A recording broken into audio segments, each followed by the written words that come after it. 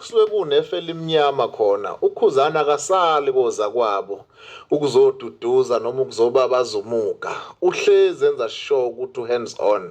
Shiya yonke imisebenzi yakhe aphuthume lapho kuthiwa sekuvela inhlekelele khona.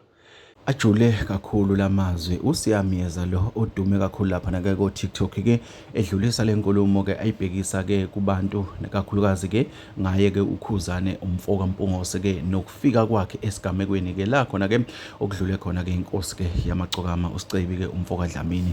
Nangu siya ngicela umlalele mbuko lasemakhaya ungakhohlwa ukusubscribe uphinde ulike lama video. Kukhona konke angazi noma abantu bayayinaka yini le la okusuke kunefe elimnyama khona uKhuzana akasali koza kwabo ukuzoduduza noma ukuzobabaza umuka. Uhlezi enza sure ukuthi hands on.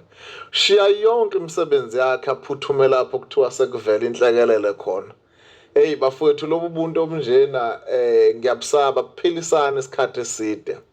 Ngeke ngibone lento le even nakubalandeli bakhe uma ngabe behambile emhlabeni elula isandla kwenzakalani la nje khona kusuke kunomunyu noma umndeni usuke usosizini.